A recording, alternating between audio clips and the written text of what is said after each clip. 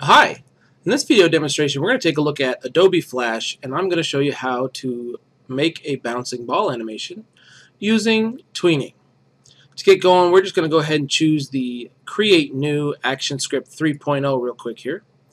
And that's not quite a big enough stage, so let's take a look at our document size. Since we haven't done anything yet, over here on the Properties tab, where this is usually a context-sensitive tab depending on what tool we're on and what we're selected currently. But we've got nothing on there, so it's the document settings that show up. And you can see your frames per second. We are at 24 default, which is perfect for animation. And our size is a little bit small. It is 550 by 400, and I think we're going to go ahead and increase that a little bit. So if I do, let's see, we don't need a whole bunch more wide, but if I do, let's say 1,000, we can get ourselves a document like this. Now, this is not television screen size, but for our test, it'll do just fine. If I wanted full 1080 HD, we would do 1920 by 1080, etc. And you can find all those aspect ratios all over the internet if you're curious. First things first, we're going to need to make ourselves a ball, so we'll do that real quick, and we'll even throw in a little bit of a gradient shading lesson. What we're going to do is we're going to come over here to the tools. Now, you might notice my Flash may be set up differently than yours, and that's because I've been using Flash for a long time, since before Adobe even owned it.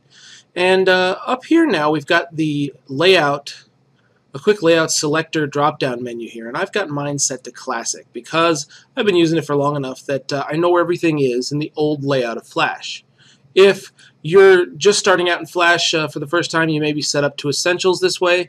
And I don't like working this way. I like it set up a little bit more like Photoshop and the way it used to be, just because I already know where everything is that way. So I'm going to set mine to classic. If you want to follow along directly with me, you might want to set yours to classic as well. Otherwise, you can always find any windows that you don't see on my screen by coming up to the Windows menu and checking them out here. You can also, you notice in Essentials that the toolbar was actually on the right, mine's now on the left, which is a little bit more like Photoshop. So what we're going to do is find the Oval tool. And the Oval tool actually resides underneath the Rectangle tool. So if I hover over the Rectangle tool over here on the left-hand side, sorry, and click and hold it, and you'll have that flyout there with some more options. And here's our Oval tool. You can also hit O on your keyboard as the hotkey to get that tool selected. Now what we're going to do, we're going to come down here and look at our color swatches. Now, unlike Photoshop, where you have a foreground and a background color swatch, Flash works via a stroke color, which is outlines, and a fill color, which is anything inside the outlines. Now currently I've got my stroke color turned off, and in order to do that you may have another color in there, white, black, whatever. You can click on it, and here's your color swatches. Your color wheel is up here, your alpha percentage, that's how invisible it is, and this button here with the red line drawn through it, that's no stroke. So that's what I want there. I don't need an outline for this. In fact, it'll just make my bouncing ball look less three-dimensional, not more. For the fill color, we'll get there. We're going to do a gradient. To get us, we could get started just by clicking here and coming down to some of these guys down at the bottom, these swatches. One of them is a gradient, and you can click that, and I just chose the black and white gradient, and then we can make our ball. I want my ball to be perfectly round, so I'm going to hold down Shift, and I'm going to drag out a circle. Holding down Shift keeps everything perfectly straight. And without holding down Shift, you'll notice you can get oblong shapes. And we don't want oblong, we want a ball, so there we go. I'm going to come up to my Move tool. That's the black arrow at the very, very top of the tool selection. Hotkey is V for that one. And then I can click to select it. You'll notice a whole bunch of dots cover the fill area of this ball. I can move it around. I just want to get it to the top center of my screen there. And then we can edit the colors and the shading of our ball. It's already looking a little round there thanks to that gradient, but I think we can do better. Let's go up here to our color palette. Again, if you don't see that artist's paint palette there, you can probably get there by going to Windows and finding Color. It should open up this guy. Since we chose that gradient in the beginning, it's already set drop down to Radial Gradient. If you don't see that and you're on Solid Color, just change it to Radial Gradient. And our Radial Gradient will show up here, and we've got some choices. I'm going to go ahead and take a look down here at the bottom where we've got the display of that black to gray to white gradient. You can click and move these tabs to increase or decrease how much of that black or white is on either side. You can also double click these guys to change the color. That first tab, I'm going to double click and I'm going to choose white there, which is going to make my gradient white, which is not really a gradient at all, but don't worry, we'll change it. Next, I want to give this ball a color. So what I'm going to do is click smack dab in the middle there and create a new tab. If you didn't see that, do it one more time. If you click underneath that gradient bar, you can click anywhere and create a brand new tab, which then you can double click and choose a color. I'm going to choose kind of a yellow-green color here because I like warm greens. Next, we can go all the way to the other end. Now, this is going to be our reflective light. Now, anyone who's ever done any drawing or shading or anything like that will tell you that light bounces off of other surfaces and reflects. In order to get this looking a little bit more three-dimensional, we're going to want it to reflect as well. Now, I'm going to double-click this because we don't want it to be fully white. I think I'm just going to kind of hover in here. You'll notice how I get an eyedropper. Then I can take any color from the screen that I like. So maybe a lighter shade of that green for the reflective color. The last thing we need is a shadow. So let's come down in between the last two tabs we made and click once more, maybe a little closer to the edge there, and we can double-click that guy. And instead of choosing one from the swatches here, we're going to go into the color wheel, which is this button right up here in the upper right of the small pop-out window that shows up. And then I can just drag this slider down on the side to lessen or darken that shade of green into a darker shade of the color that we made our ball out in the first place. You can also choose a whole bunch of other colors and add custom colors in here as well. Later on we'll talk about hue, saturation, and all that good stuff, probably in another video. But for right now, go ahead and say OK. And there we've got our highlight, our color, diffuse reflective color, our shadow, and our reflective light. All that's left to do is paint the ball. We're going to do that by coming over to our tools again and clicking the paint bucket tool. Notice that if you click and hold, you've got two. One's paint bucket and one's ink bottle. The ink bottle works for strokes and the paint bucket works for fills. We've got nothing but a fill, so we're going to choose paint bucket. Then, if I click smack in the center, you'll see our gradient. It starts in the middle with the white, it moves to that green, it gets darker for that shadowed green, and goes lighter again for that reflective light. But if I take my paint bucket tool up here in the corner and I click maybe at a 3/4 angled view, that shape starts to get rounder. And I can move that around based on where I click, and I can decide I want my light source maybe coming from the upper left-hand corner here. And there we go, highlight, color, shadow, and reflective light. If I don't like that and I want to add a little bit more shadow and a little bit less reflective light, just move your scale around and see what you can do. That might be a bit much. There we go. I think that works for us. I can turn off the color palette now, go back to my black arrow, which is my selection tool, hotkey V. I'm going to select the ball. In order to animate this using tweens, we need to turn this into a symbol. Flash works on symbols. Anything that's not a symbol cannot use the tween thing that I'm about to show you. So, in order to turn this ball into a symbol, you see the dots all over it right now? That means it's a shape. We're just going to select it, all of it, right-click, and in that menu that shows up, select Convert to Symbol. Another pop-up will show up. We don't want to use symbol 1 because then our library will be filled with symbols named symbol 1, 2, 3, etc. And that's no good for anybody. So what we're going to do is just use a little bit of common sense here. We're going to call this symbol ball. The type, movie clip, is fine. You'll notice the 3 types in that drop-down. And everything else we can go ahead and just leave default as it is. Just go ahead and say OK. Alright, now that we've got a symbol, you'll notice that if I get my paint bucket and I try to change the color of the fill, it will not work. What we need to do for it, if you do want to change it and you do want to go back in and edit those colors, you've got to do what's called, in a lot of different art programs, you'll hear the same thing. We've got to dig in to the symbol, and then we'll have to dig our way back out in order to animate it back here on the stage, which is our top layer. See this scene 1 up here in the left-hand corner? That's going to become important, so I just want to make a note of it. If I double-click 1, 2, you'll notice that scene 1 is now followed by ball with a little gear symbol next to it, which stands for our movie clip.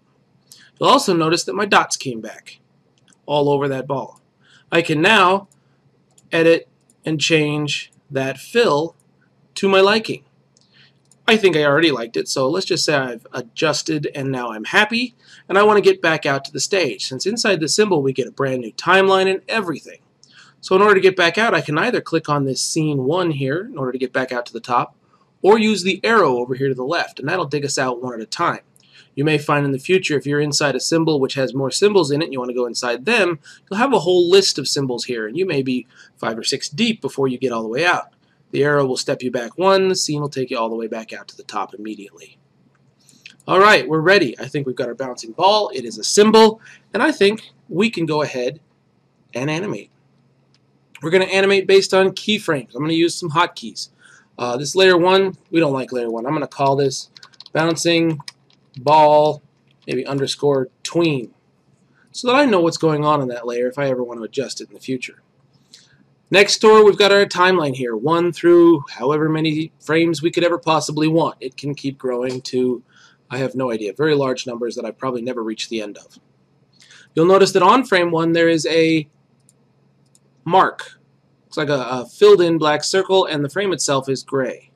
If there was nothing on the stage, like let's just say, for example, I'm going to cut my ball and get rid of it, those would all be blank white.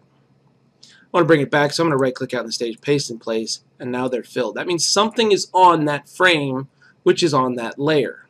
This is a layer, this is our frame. Alright, in order to animate this thing we need to make what are called keyframes. Now, sadly, Flash itself and pretty much every single art program in the world that deals anything with animation went ahead and changed the meaning of the word keyframe. We're going to use it as what traditional animators would have called an extreme, which is any change in action. So I've got a keyframe here on 1. Over here on 8, let's say, I'm going to say it takes 8 frames for my ball to reach the bottom of my stage here, and we're just dropping it from here to here.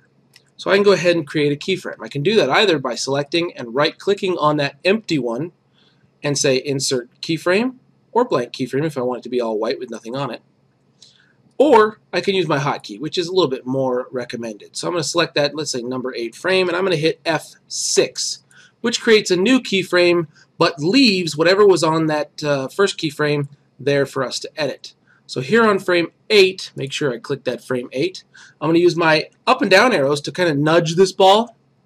That's with just hitting the down arrow. If I hold down shift and hit again, it'll go a little bit faster. I'm going to bring it down to the bottom here. Alright. There's our animation thus far. Perfect like a bouncing ball, maybe not. Okay, so we've got from 1 to 7 it stays up there, and then on keyframe 8 it just drops. We're going to use a trick in software, an animation software called a tween, which is of course short for in-between. An army of lesser animators called in-betweeners used to do all these drawings between the keyframes and extremes for our master animators, but we're going to let the computer handle that a little bit for us. So back here on keyframe 1, I want to make sure I've got that one selected because that's where I want to begin my tween. I'm going to right-click. We've got 3 different kinds of tweens. You'll notice one's grayed out and the other 2 are there. The Create Motion tween is our fanciest in Flash, and it's a bit newer. Our motion tween, we can do things like custom curves and programs and stuff like that. We don't really need that for this particular exercise. The Shape tween only works on shapes, not symbols. It's the only one that works on shapes and not symbols. So we've got a symbol, so we're going to skip that one. Create Classic tween. They call it Classic tween because it used to be called Motion tween until this guy took over, and now they've got a couple of different kinds. The Classic tween's a little bit more simplistic. It simply adds the shortest amount of frames is in-betweens automatically for us. We're going to go ahead and say Create Classic tween. So go ahead and select that. Again, that's right-click, Create Classic tween on that first frame. You'll notice if you don't want it there, if you want to get rid of it, you can also right-click, and now up here at the top it'll say Remove Tween. I'm going to do that one more time. Select keyframe number 1, right-click, and Create Classic Tween.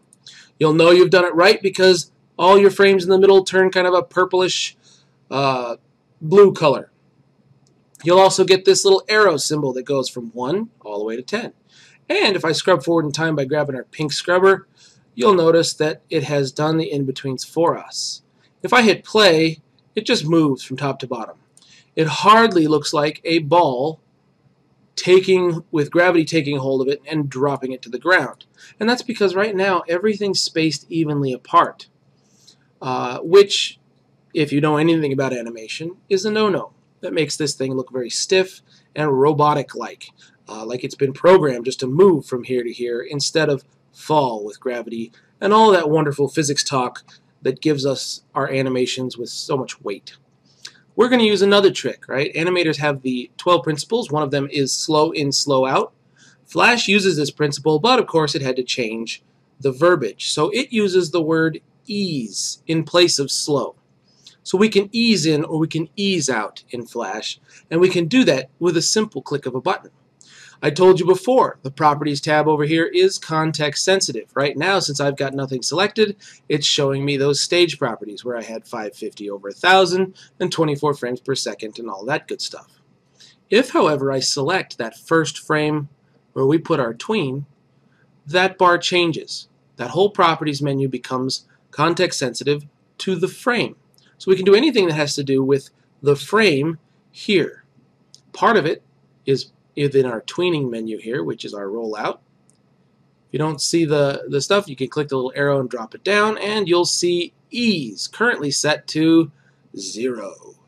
We don't want 0. Instead, we want to ease this thing in. And you know, I never remember which direction is which with this, so I happen to have done a lot of bouncing balls, so I know we want negative 100 ease in. You can click and type negative 100. You can also, whoops, click on that value. You see my cursor change when I roll over it. You can click and drag to the right to go forward and drag to the left to go backward. The maximum is negative 100 or positive 100 in either direction. Negative 100 is fully easing in, and positive 100, we'll change that word to out, is fully easing out. I want to start at negative 100 because I know for a fact that it's going to make my ball start slower and go faster as it continues toward the next frame. Which, just like dropping a ball in the real world, that ball, we started out, we let go of it, gravity takes over, and it has to build speed before it can get the ground at its fastest. Right? So our ease in. If I go ahead and hit play now, it really does a subtle effect, but it's enough to make you really feel like there's weight to that ball. Like it is dropping like a bowling ball at this point down to the ground. Alright, perfect. Our next step is to make this ball come on back up, but we've got some stuff to do before that. Another principle from the animation is squash and stretch, and it helps make our characters and our animations and even our ball here a little bit more flexible with a little bit more of that weight stuff. As if gravity's taken hold and it is stopping so suddenly that it's going to squish itself just slightly. Of course, the one thing that we have to remember in using squash and stretch is that the volume must maintain constantly. So as much air as filling this ball now has got to be filling it when I squash it. In order to squash it, we need a new keyframe up here. So let's go forward maybe 1, 2, 3, maybe 4. Let's go to 12 and hit F6. All right, at this point, I want my ball to be squished to the ground like gravity was pulling on it so hard and it hit the ground so fast that Wile E. Coyote, it smashed into the ground. I'm going to get my transform tool for this. Now, it's the third one down on our toolbar here. It is the free transform tool. Also, if you want to get used to using those hotkeys, just hit Q on your keyboard and it'll show up. With the ball selected, not only do we see that bounding box, but we have all these control points all the way over, all the way around it, which allow us to do things like rotate it if we so feel like. Don't want to do that, so I'm going to Control Z, Command Z on a Mac to undo. And I want to squish this ball. Problem is, when I grab that top control point, I'm going to undo again, and bring in, it brings in from both sides, which is not what I want it to do. I want it to look like it hit a solid surface and the back side kept going, but the front side couldn't anymore, so it squashes. So in order to do that, I'm going to hold down Alt. Holding Alt squishes it towards the other side without both sides creeping in together, just like it would. However, that looks kind of silly, right? Even as I was doing it, that looked silly. We also have to stretch it out to maintain that volume. So I'm going to let go of Alt entirely, then grab one of the control points on either side and stretch it out. All right? So from frame 1 to frame 8, it falls, then it stays there, and at frame 12, it immediately flattens. Not quite good enough, so we need to add another tween. Back here at frame 8, let's right-click and create another classic tween.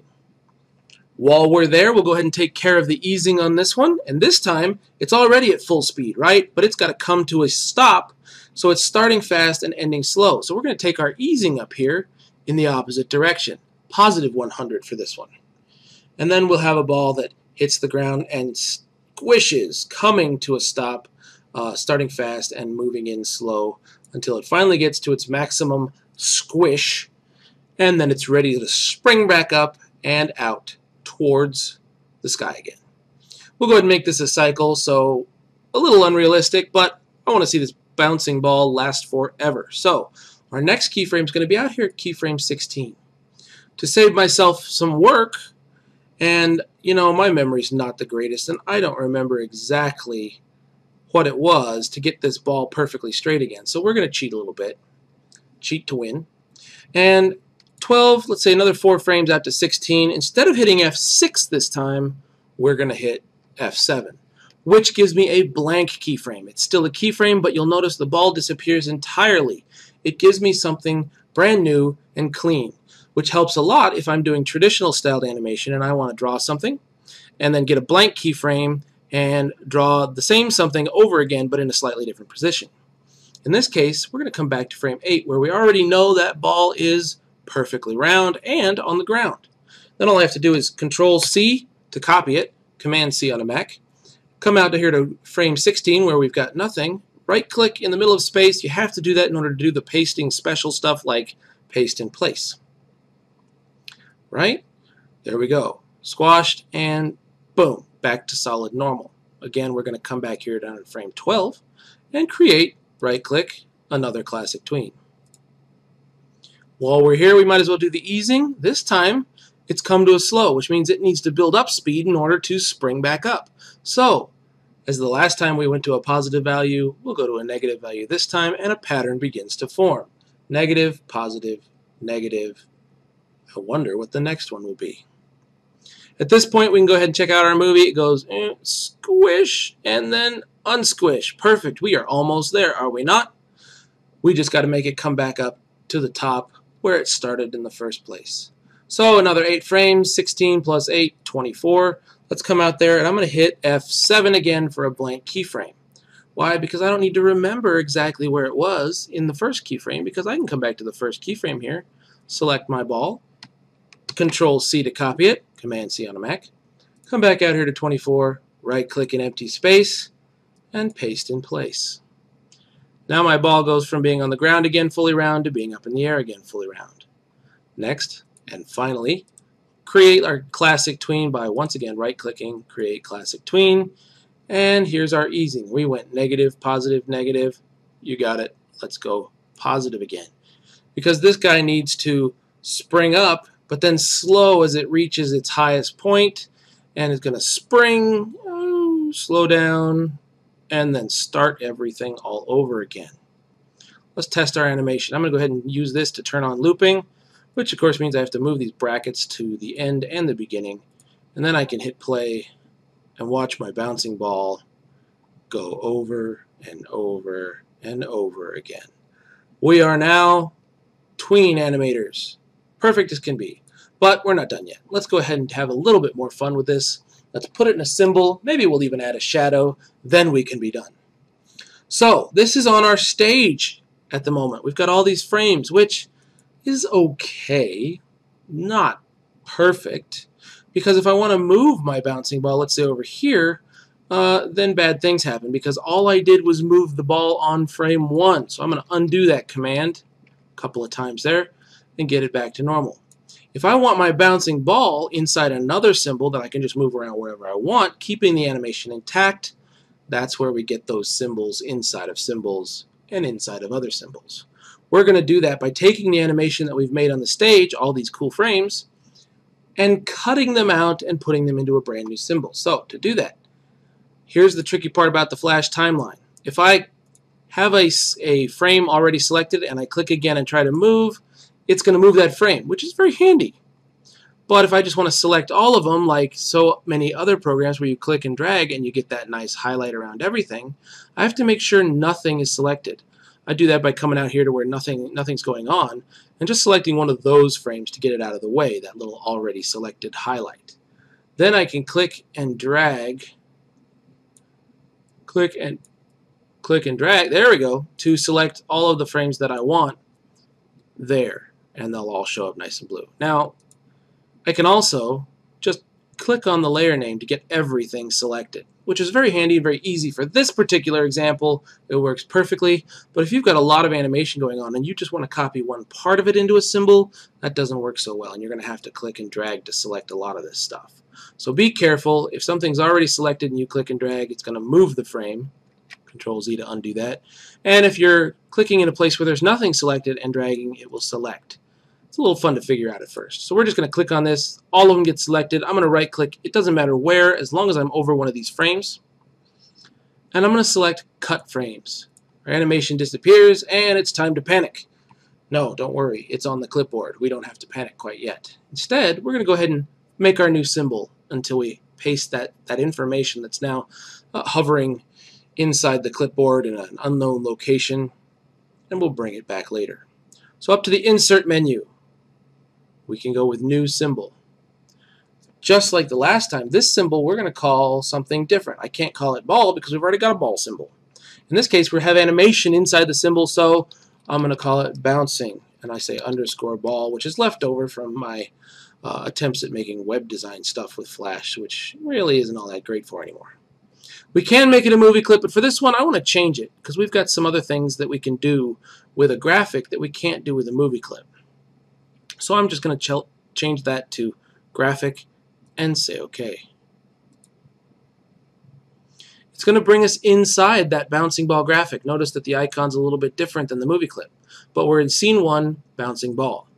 You'll also notice this says layer 1, and we've got a brand new keyframe just on frame 1 because there's a whole new timeline inside this symbol, which then I can take and select that first frame, right click, and paste frames. My bouncing ball returns all of its animation intact inside now that bouncing ball symbol. In order to get out of that symbol, we need to dig out. I'm going to go ahead and use that back arrow, and we're back at the stage where nothing is there anymore. In fact, we created a new symbol, and they always get put into this other window called the library. Mine's right here next to my properties on that library tab. If you don't see the library tab, you can always find it a little easier by going up to Window and find Library. It'll either turn it on or turn it off as to whatever you had there in the first place. Inside the library, you'll find our movie clip bouncing ball, that little gear, and our graphic bouncing ball with those nice shapes. I can just click and drag out the bouncing ball graphic, place my ball up towards the top here again, and scrub forward to see all that great animation. The thing about graphics is, when I hit play, they play on the timeline inside of Flash. If our graphic were a movie clip, you would only be able to see it when you tested the movie. So you'd come up to Control, Test Scene, or Test Movie. And that's the only time you could see the animation, which is why I chose graphic for this first time. You can always flip back and forth, however, if you select your symbol, in this case a graphic, go to the Properties tab and you'll see this drop down here.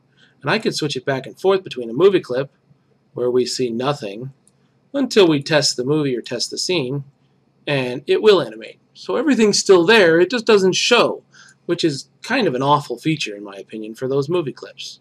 What's nice about movie clips is you can add special effects, things like drop shadows and glows and all that stuff using filters. But when I switch it back to a graphic, we don't have those filters. They don't work on graphics, only on movie clips. So you can start to see some of the reasons why this can get a little frustrating. For right now, we'll leave our bouncing ball as a graphic so that we can see it playing on our movie line. We can now grab the ball, let's say I want to move it over to the corner here, and all the animation still functions. So that's what's great about having animation inside of a symbol. You can then move them around. Create a walking character, put it inside a symbol, then you can move the character around, but he'll still walk straight across the screen or wherever you put him. You can tween him going forward or backwards, and that walk cycle will stick around, so that's kind of handy. For this, let's go ahead, let's add a shadow just for fun, just to finish out this movie. I'm going to go ahead and add another layer. I'm going to put it underneath by just clicking that layer and dragging it below. Rename it Shadow. And what I'm going to do is grab the original ball. This is kind of a trick. And let's move this over just a little bit here. Give us some room on this side so we can put a shadow, make it look like it's perspective working properly. Once I've got the ball in the place I like, I'm going to Control C, Command C on a Mac to copy it onto the clipboard. Then I'm going to come down here to the second layer and select that first frame on the second layer. If I want to make sure I don't mess this up, I'll actually even come up to that first layer with our bouncing ball on it and turn on the lock. I can also turn on this little outline, which is this green filled in box that I've got. Yours may be a different color. If I click that, it'll turn my animation to an outline. It'll still show me where things are, but that outline allows me to see what's underneath. So now that that layer is locked, no matter what I do, it won't let me paste on it. So I have to be on that second layer below. So I can't mess up my original bouncing ball. Now that I'm on the right layer, which is that shadow layer we just made, I can right click out here, paste in place. We've got another ball. Let's scrub forward to about frame 8. I believe frame 8 is where we hit the ground entirely. No matter what I do, if I try to select it, it's always going to select the bouncing ball on the shadow layer because I've locked that top layer. That's why locks come in really handy as well. I want to squash this ball so that it looks like it's going side to side on the ground like a shadow does and not up and down in the air. In order to do that, I'm going to again select the ball, hit Q to get my free transform tool. That's this guy right up here in the corner. And I'm going to hold down Alt and squish this ball down. I'm not going to stretch it out like last time because this has nothing to do with squash and stretch. Instead, I'm just trying to skew the perspective of this ball and turn it into a shadow. So if I take my mouse cursor, let go of the Alt key entirely, I take my mouse cursor and I hover over it, you'll see that I can now skew it back and forth, but that's not working. So I'm going to say Control Z, undo. If I do hold down Alt and I skew it sideways, it sticks that bottom half of that ball exactly where I need it to stay and skews it in the direction only from the top. Now if I scrub back and forth, we get this kind of a little secret to perspective in Flash kind of trick happening. So here we are at frame 8, and if I want, I can still squash it to the ground a little bit more. If I want, depending on where I want my light source, and it kind of came from up here, so that's why I'm skewing it to the right. And I think we're good. All right, final step is I can take that bouncing ball graphic that's on the shadow layer and select it. Doesn't matter whether you're on your black arrow or your free transform, this will still work because with this selected, the properties menu becomes context sensitive and it gives us access to things we can do to this particular symbol, in this case the graphic bouncing ball. One of them is this color effect rollout. If you don't see the drop down, just click that little triangle and it will open for you. The style drop down, we're going to go ahead this time and choose tint. I'm going to move the tint slider all the way to 100%. And then I'm going to use the color swatch up here. You can play around with red, green, and blue values, but color swatch is a little bit easier to handle. I want my shadow to be kind of purpley gray, so I'm just going to choose, I don't know, this guy in here. If you want to make your own custom color, go for it. If you want to make it black or black with maybe only 60 to 50 to 40% alpha, that'll work also. Only problem with alpha is that on a symbol it doesn't always work very well. So I want to tint it. I'm going to tint it this kind of grayish blue, which I like in here. And there we go. If I turn off the box that is our outline and I hit loop and play, we got a bouncing ball with its very own shadow. All right, I think we can call that done, and welcome to tweening in Flash.